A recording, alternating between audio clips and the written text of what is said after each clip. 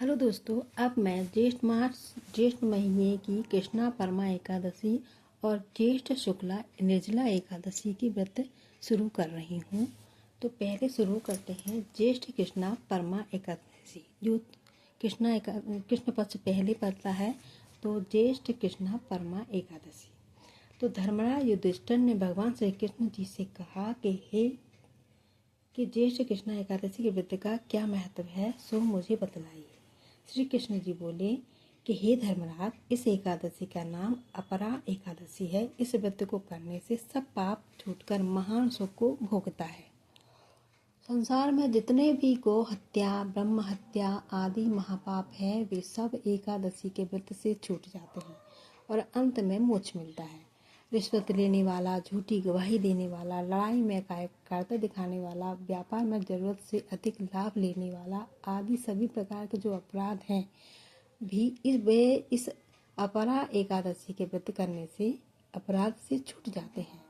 पुष्कर, प्रयाग, काशी आदि तीर्थ स्थानों में स्नान करने तथा स्वर्ण दान, गोदान, भूदान करने से जो फल मिलता है वह इस अपरा एकादशी से करने से मिलता है। विधि विधान से यह इस व्रत को करने व्यक्ति करे तो उस भक्त पर भगवान प्रसन्न होकर सुखों की वर्षा करते हैं। इसलिए यह सुखों को पाने के लिए अपरा एकादशी का व्रत रहता है। तो इस दिन कौन सा फलाहार करना चाहिए? इस दिन ककड़ी का सागर लेना चाहिए। तो अब शुरू करते हैं ज्येष्ठ शुक्ला निर्जला एकादशी। तो भगवान श्री कृष्ण ने कहा कि हे धर्मराज, अब मैं तुम्हें शुक्ल पक्ष में आने वाली, ज्येष्ठ के महीने में शुक्ल पक्ष में आने वाली अति उत्तम निर्जला एकादशी के व्रत सुनाऊंगा, जिसके करने से व्यक्ति के सभी दुख दारिद्र्य छूटकर उसके इच्छित फल प्राप्त होते हैं। इसलिए मन से सुनो। इस एक व्रत से सारे व्रतों का फल प्राप्त होता है। एक बार भीमसेन ने वेद व्यास जी से प्रार्थना की कि मेरे 5 भाई पांडव, मेरी माता कुंती और मेरी पत्नी हमेशा मुझे एकादशी का व्रत करने के लिए आग्रह करते रहते हैं, लेकिन मेरे पेट में जो है ब्रक नामक अग्नि का निवास होने से मेरे को हर समय भूख लगी रहती है और उसको शांत करने के लिए मैं कुछ न कुछ खाता पीता रहता हूँ। इसलिए मैं भूखा रहकर कोई व्रत नहीं कर सकता। कृपा करके मेरे को कोई दूसरा व्रत बताइए जिससे यह संकट दूर हो सके। वेदव्यास जी ने कहा कि आपको एक माह में आने वाली 2 एकादशियों का व्रत करना पड़ेगा, जिससे आपको स्वर्ग मिल सकता है। भीमसेन बोले कि मेरे को एक ही व्रत बताइए जिसके करने से साल की एकादशियों के व्रत करने का फल मिल सके। वेदव्यास जी ने कहा कि हे भीमसेन, तुम्हें ज्येष्ठ शुक्ला निर्जला एकादशी के व्रत करना चाहिए।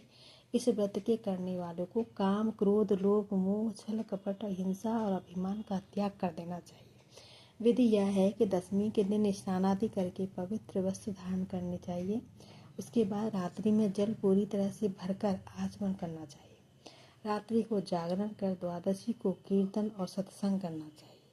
प्रातःकाल अपनी शक्ति अनुसार ब्राह्मणों को भोजन, वस्त्र तथा धन दान देकर फिर अन्न जल ग्रहण करना चाहिए। इस प्रकार विधि पूर्वक निर्जला एकादशी का व्रत करने से तुम सब संकटों से छूटकर वीरों में श्रेष्ठ कहलाओगे। भीमसेन ने वेद व्यास की कथा अनुसार निर्जला एकादशी का व्रत किया और ब्राह्मणों को भोजन तथा इच्छा अनुसार दान दिया, जिसके प्रभाव से वे सब संकटों से छूटकर वीरों में श्रेष्ठ वीर कहलाए और सब सुखों को प्राप्त हुए।